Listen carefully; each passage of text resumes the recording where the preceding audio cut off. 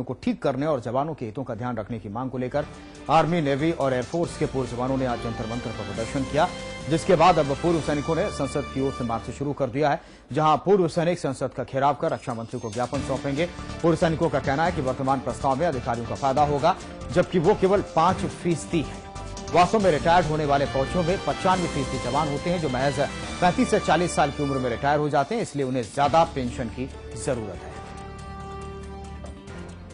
उनके सामने काफी जीवन लंबित रहता है, जिसको उनको जीना है, और वो सर्विस से बाहर आ जाते हैं, क्योंकि उनको 60 साल तक नौकरी करने का अवसर नहीं मिलता, 60 साल तक पेमेंट लेने का अवसर नहीं मिलता, 60 साल तक प्रमोशन और इंक्रीमेंट लेने का अवसर नहीं मिलता, इसलिए उनको 1 रैंक 1 पेंशन की जरूरत है।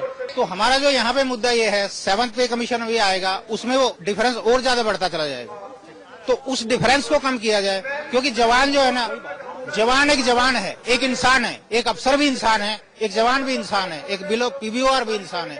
वो जो विषमताएं हैं वो बढ़ती जा रही हैं दिन बाय दिन, तो उन विषमताओं को दूर किया जाए, और हमारी सरकार से सिर्फ इसी के लिए यही गुजारिश है।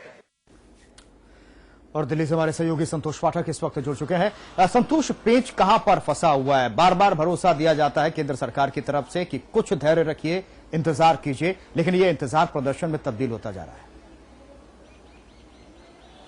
देखिए बिल्कुल विकास, और आज का जो प्रदर्शन हुआ है ये थोड़ा सा जो पहले की जो मांग है उससे अलग हटकर है। देखिए इसी जंतर मंतर पर अधिकारियों का, पूर्व अधिकारियों का एक दल जो है पिछले काफी दिनों से अनशन पे बैठा हुआ है। उनकी मांग सिर्फ 1 रैंक 1 पेंशन को लेकर है, जो प्रस्ताव केंद्र सरकार के पास विचाराधीन है। लेकिन आज जो जवानों का जो यहाँ पे प्रदर्शन था, पूर्व जवानों का, उनकी ये मांग थी जो अभी सरकार 1 रैंक 1 पेंशन का जो प्रस्ताव सरकार के पास विचाराधीन है, उससे सिर्फ रिटायर्ड होने वाले अधिकारियों, अफसरों को फायदा होगा, और जो 95% रिटायर्ड जवान है जो कि 35 से 40 साल की उम्र में रिटायर हो जाते हैं, उनको ये फायदा नहीं होगा। तो इनकी मांग है कि जो 1 रैंक 1 पेंशन अपलाइए, लेकिन इस तरह से लाइए कि जवानों को भी फायदा हो, जिनकी संख्या रिटायर्ड होने वाले जवानों और अधिकारियों में 95% के लगभग है। और अधिकारी आमतौर पर 55 से 60 साल की उम्र में रिटायर होते हैं, लेकिन जवान 35 से 40 साल की उम्र में रिटायर हो जाता है, जबकि उसका परिवार भी पूरी तरह से स्टेबल नहीं होता है। तो इनको ज्यादा पेंशन की जरूरत है। इस तरह से यह आंदोलन की शुरुआत हुई है, और इनकी मांग केंद्र सरकार से है कि जवानों का ध्यान रखा जाए 1 रैंक 1 पेंशन को अप्रूव करते समय। जी तो संतोष, क्या इनकी मांग पर कोई सकारात्मक संकेत मिला है अब तक?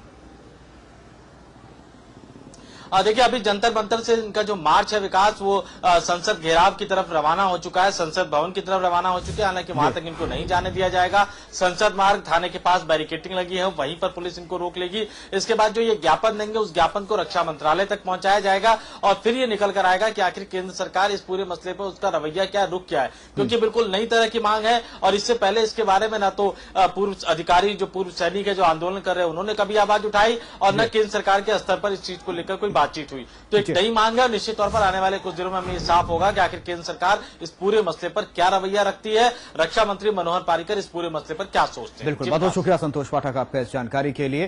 तो ये लगातार प्रदर्शन चल रहा है, एक नई मांग है, और उन्होंने कहा कि जो जवान रिटायर होता है, जो कम उम्र में, उसे पेंशन की ज्यादा जरूरत होती है।